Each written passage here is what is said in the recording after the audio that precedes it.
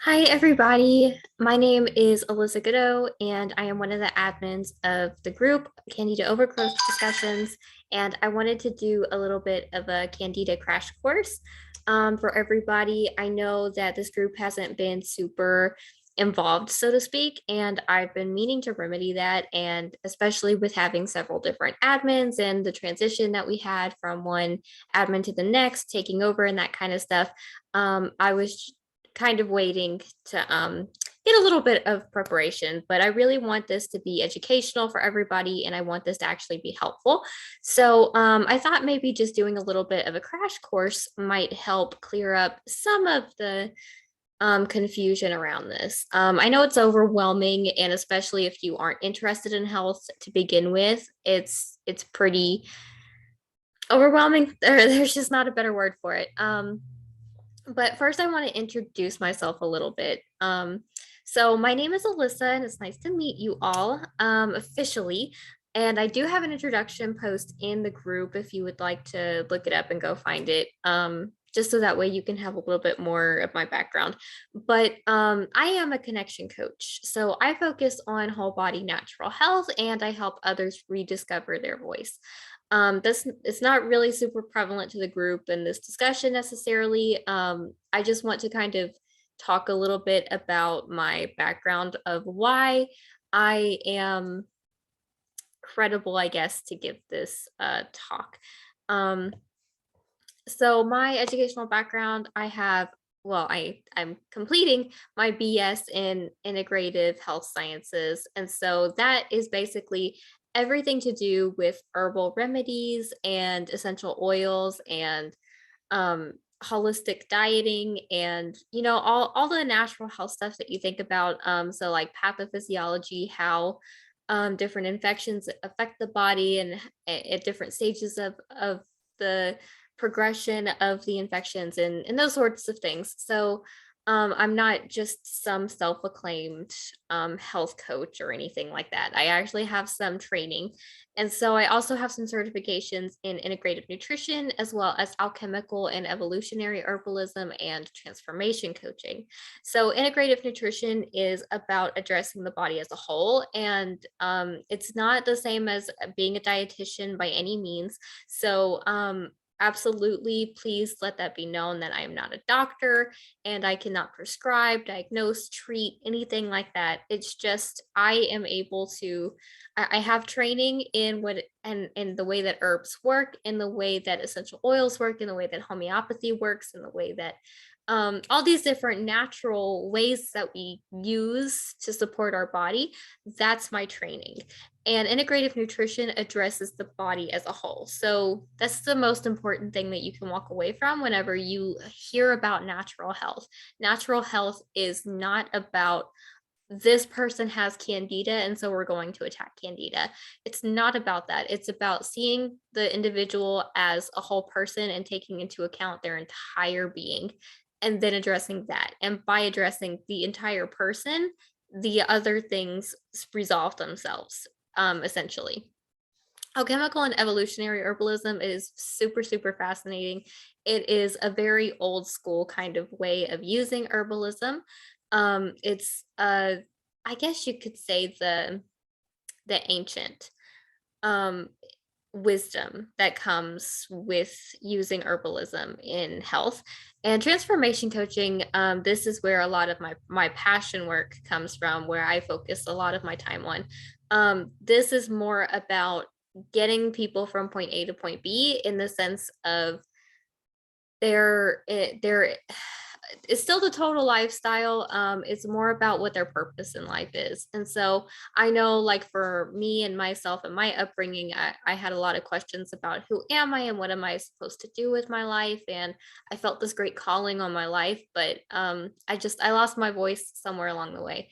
And so I rediscovered what that means. And after a long time of being insecure and being stressed and having anxiety, having depression, and then eventually building all these different infections because my immune system was absolutely just non-existent, right? I got H. pylori and Candida, and I used repeated antibiotics over the span of my lifetime because I had chronic sinus infections and just, I mean, like I was raised in a really unhealthy way. And that's not to say that my upbringing or anything was inadequate or unloving, so to speak. It had nothing to do with that. It's just we were all doing the best that we could with what we knew. And for me, that just meant that I could have had better choices. um, and so as far as my health journey goes, I have Candida overgrowth and I'm almost completely over it. It almost killed me, and not just Candida, of course, because the other infections had a lot to do with it, but I almost died. I got to the point where I couldn't swallow anything beyond water, and so I had to juice for about 6 months at least, and then well, I take that back. I juiced purely for about 2.5 months, and then after that we slowly started adding in baby foods, because I was able to then swallow more complex textures. And I'm still not eating solid foods yet because there's residual stuff that we're dealing with, but it's I've come a long way. I went from 125 pounds starting off to 63 pounds and running around with all kinds of gastros and surgeries and tests, and nobody could tell me anything. All they would basically be able to do is tell me that I had H. pylori and that I had Candida.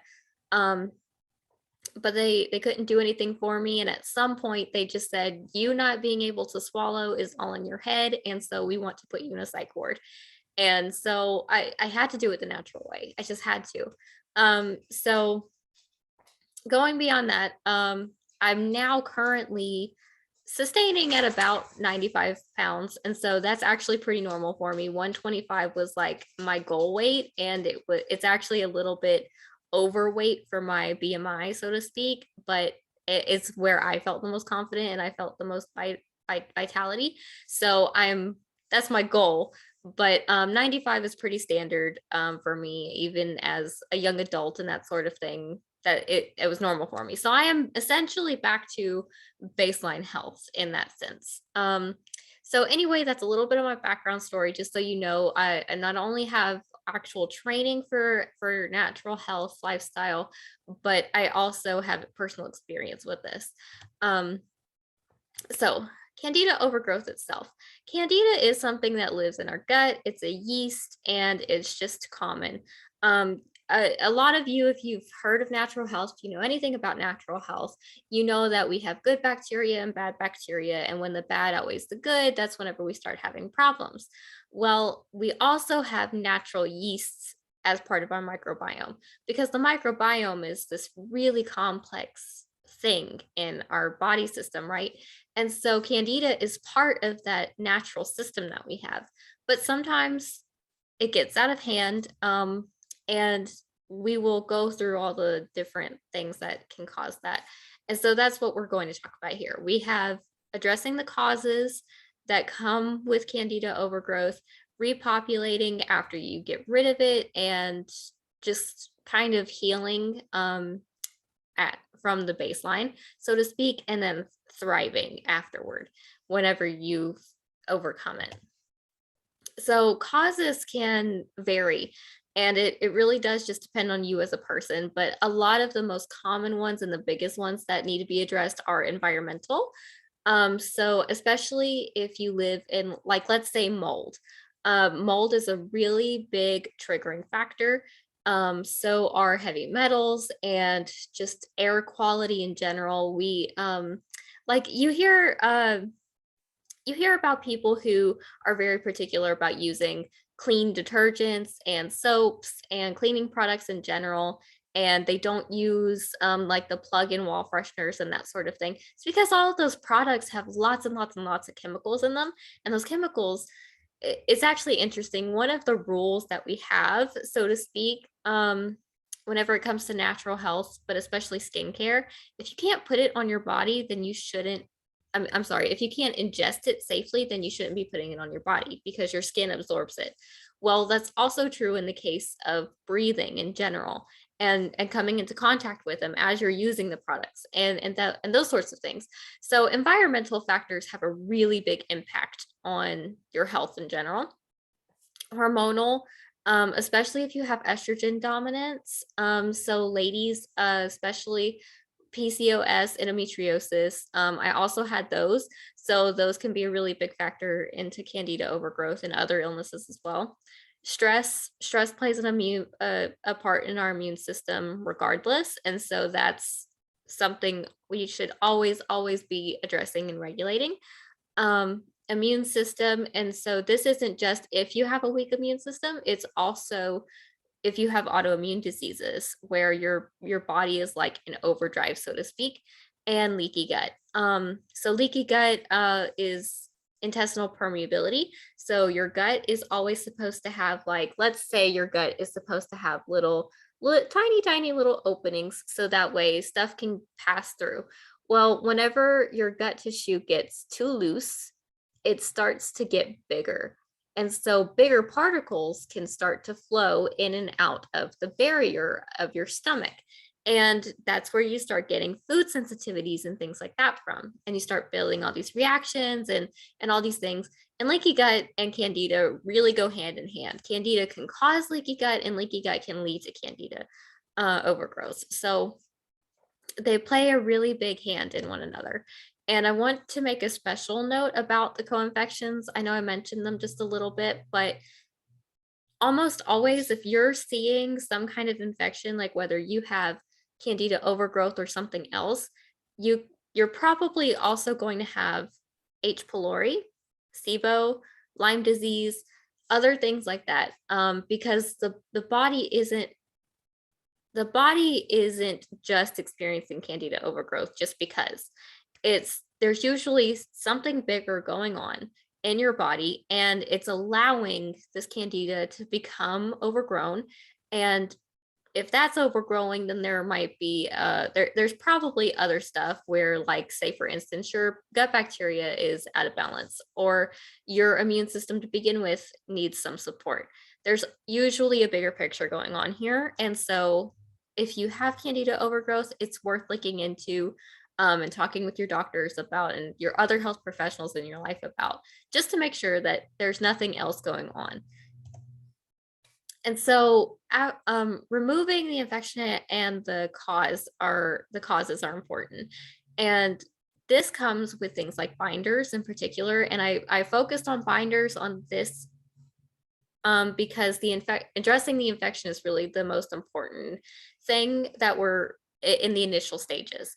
So these would be zeolite, activated charcoal, silica, apple pectin, bentonite clay. So all of these things, they go into your body and they absorb the toxin, and then they let your body pass it out. And especially if you've ever been on any kind of protocol for health, you will see people suggest you using these kinds of products called binders. And it's because it helps you with your detoxing. So a lot of times as you're going through the healing process, you're going to feel worse before you feel better. And some of these items can help you not feel so miserable throughout the process. But other important things to note is supporting your liver and your kidneys and your other detoxifying systems. So like your lymphatics, you want to support these parts of your body. And so doing that by taking things like milk thistle, for example, it's a really popular liver supporter. And so if you're going through a really hard time with detox, using those products and items can help you with the process and make it a little less stressful, especially if you're having to continue on with life like normal, because this is something that impacts your entire life. But also dealing with the causes themselves. You don't just want to get rid of this infection, right? If it's environmental, let's say you have a mold exposure somewhere, make sure you're eradicating it. You're cleaning, you're disinfecting your home, you're getting professionals to come in and get rid of it. If it's, the chemicals that you're using, make sure you use chemical-free products as best as you can. Just do your part. If it's stress, I know EFT tapping is a wonderful tool. It's been studied heavily and proven to help soldiers with PTSD. I do it on a regular basis, especially for my anxiety. So it's just really, really, really helpful. And there are other ways of dealing with stress management too. And I just want to be clear, stress management isn't about eliminating the stressors in your life, because life is always going to offer a trigger. It's just about how you handle those triggers. It's saying, yes, this is happening to me, and I know I can deal with it, and life will go on. It's not it's not that you aren't affected by it. It's just that you know that you can handle it. So dealing with the causes, and I will go back a little bit just to stress again, if it's leaky gut, then you need to be doing a leaky gut protocol. If your immune system is weak, you need to be supporting your immune system. If it's your hormones, you have estrogen dominance, you need to be addressing that. Really make sure you're addressing the root causes and not just the infection itself. Because if you address just the infection and these causes are still in your life affecting you, then the infection is just going to keep coming back and you're never going to get over it. So once you get over that initial stage, then you can really focus on repopulating. And so what this looks like is something I want to focus on the most is gut health, because it's the foundation of our health in general. Everything starts with the gut, and that's why diet alone is something that is supported as being the most healing thing that we can do, or the most damaging thing that we can do. If you are giving a plant nothing but fertilizer and targeted minerals and things that that individual plant uses to thrive on, you will flourish and it will produce all kinds of fruit and flowers and seeds. It will be abundant. But if you give it the stuff either that it doesn't need, like let's say one plant thrives on phosphorus, but another plant doesn't. What thrives for one will kill another. Or let's say it's not getting enough sunlight or it's not getting enough water. Whatever it is, or if you're just throwing Kool-Aid on it, it's not something that it can use. It's not going to thrive by any means, and it's also going to die. It will slowly begin to wither, and you'll see it. You'll see the leaves will start to turn colors and the leaves will fall off and the trunk itself will start to wither. And so you can see how this is the way that our gut is for the rest of our body. Our gut is the root foundation, and the rest of our health is the result of what is happening at our root system.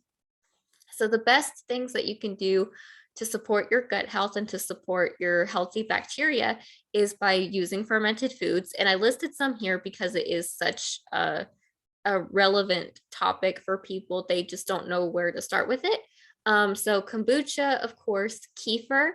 Now, whenever you're actually eliminating candida, you might want to stay away from dairy products.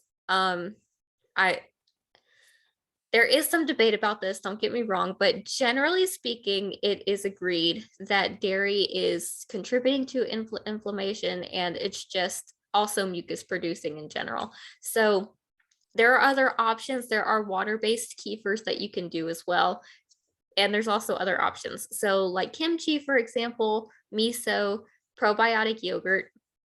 And one of my actual favorite things, even while you are eradicating candida, is probiotic yogurt, but it's based with coconut milk rather than traditional dairy. So coconut is actually, it has been studied and proven to be 100% effective against candida, and it is incredible. So having a coconut milk based yogurt is one of my favorite things ever, especially in my case, because I couldn't eat just anything. I couldn't eat whole foods. Yogurt was thin enough and manageable for me to get down. So it was just really great for me. But also there are prebiotics. And so you have things like inulin and bananas and gosh, now that I'm talking about it, I can't think of them. I should have listed some here, but you can Google it. There are prebiotic foods, and basically they're just healthy fiber.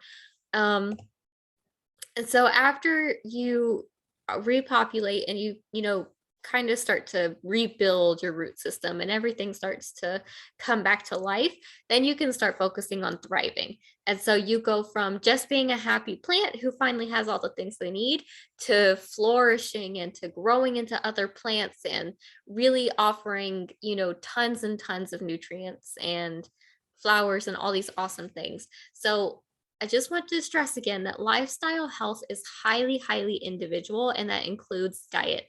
I haven't really touched on diet as far as addressing Candida specifically because it is so highly individual. And even after you are over the initial infection, it's still very individual. So I don't want to recommend any one particular diet because it's not fair. As far as actually getting rid of it, I will say that you need to consider what your body type is and how your body best processes. So some people do best with meats only. I think your name Scott Patterson, maybe. Might be Scott Peterson, I'm not sure. But I know he is very, very well known in the group to be carnivore supportive. And for him and for other personal, really close friends in my life, they actually focus on carnivore only diets, and that's what works for them. It gets rid of their joint inflammation. It's kept them healthy. It burns fat in a way that no other diet has worked for them before. And there's a lady who actually invented it, so to speak. And she invented it because she wanted to find the most efficient way to live off of food. And she found that living off of meat only, you don't need anything else, so to speak. No, I don't necessarily think that's true for every individual, but it's interesting. And there is research that shows that it's supportive. And at the end of the day, if you are doing this for yourself and it's working, I think that speaks for itself. Now in my case, I went to baseline of fruits only. So as far as people saying like, oh, you can't eat fruit with Candida, I will say that it's the most important, I'm sorry. The most important thing that we need to be focusing on is eliminating artificial foods, period. Even whether you're sick or you're not sick, you shouldn't be eating artificial items anyway. But especially if you're sick and especially if it's gut related, like with Candida, you shouldn't be eating artificial anything. Added sugars and added artificial colorings, for example, and chemicals, they just do more damage to your body. And especially if you're committed to your health and trying to heal, you're just actually undoing all of the work that you're putting so much effort to undo.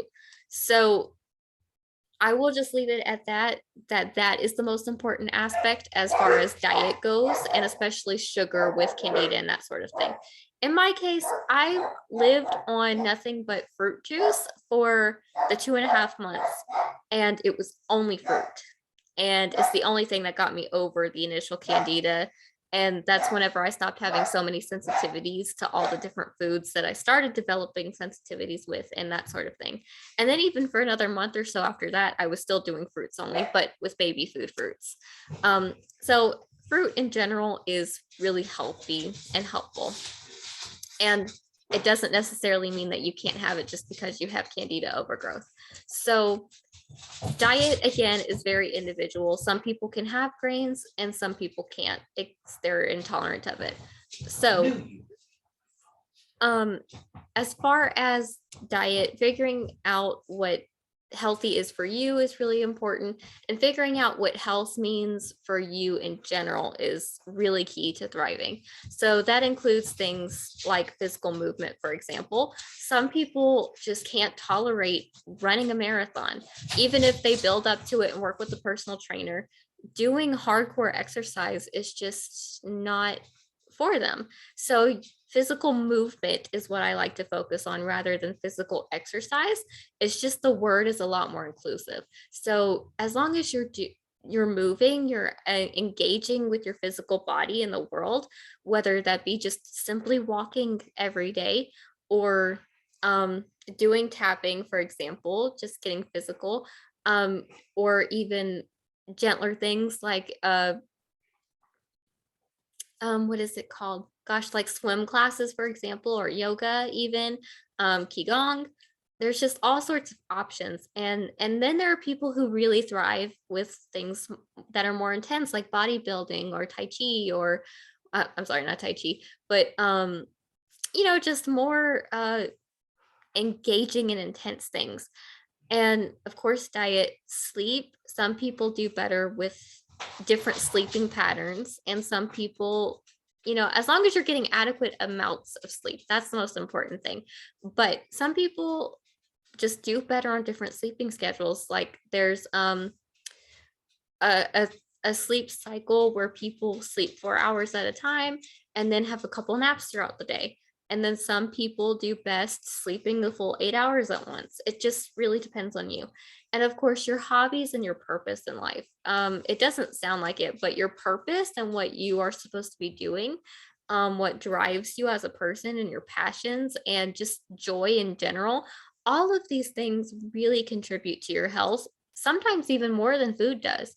Um, there have been plenty of studies and articles and stories about people who don't eat healthy, but they have a really good lifestyle. They can manage their stress well, and they know exactly what they're supposed to be doing with their life, and they have really strong spirituality practices, whether that is religious or non-religious, whatever that looks like for them, they still thrive.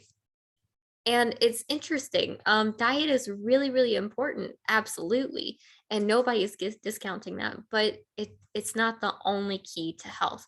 So, and again, I really want to stress: don't let yourself be consumed by this infection. Don't let it control your life so much to the point that you are avoiding spending time with your loved ones, or that you are just I don't want it to consume your life, because it actually can just make it worse. If you are so scared of having fruit contribute to your candida that you will, freak out and panic because you had an apple slice, you're actually just making the problem worse. That little fruit slice did less to damage you than you stressing about it did, as an example. So, all this to say that um, we need to be addressing the cause of the infection to begin with. We need to be repopulating the gut and our health in general, and we need to thrive in our individuality and what health means for us as a person. And of course, in general, I am always here to answer questions and offer help to the best of my ability. And I like to say Q&R, question and response, rather than question and answer, because I will answer you, but it doesn't mean that I actually know. Even professionals argue amongst each other about what the best tactic is for this and that, or why, and research shows different things and conflicts. And at the end of the day, we're all doing the best that we can. But again, general advice is not the same as individualized case taking. So what works for one person doesn't necessarily work for other people. So I can offer you general help to the best of my ability and answer your questions to the best of my ability, but other than taking your case, I can't really truly help you as an individual. And so I'm sorry, it's just how it is at the end of the day. So thank you for listening to this and watching. And you can reach out to me through Facebook Messenger if you would like. You can also mention or tag my name at Alyssa Goodeaux in whatever you want, and I will answer to as quickly as I can. I try to be pretty quick in my responses, because I know how it is to be sitting and anxiously waiting for somebody to give you a direction to go in. So I try to be as prompt as I can, but sometimes, we just have life going on. So I can't always be immediately available, but I do answer by the end of the day. So, and of course, if you need a faster answer, please, reach out to me through Facebook Messenger as well, because it's more reliable for me to answer you that way. So thank you for listening, and I hope you continue to heal and thrive. and just live a really healthy life. So thank you.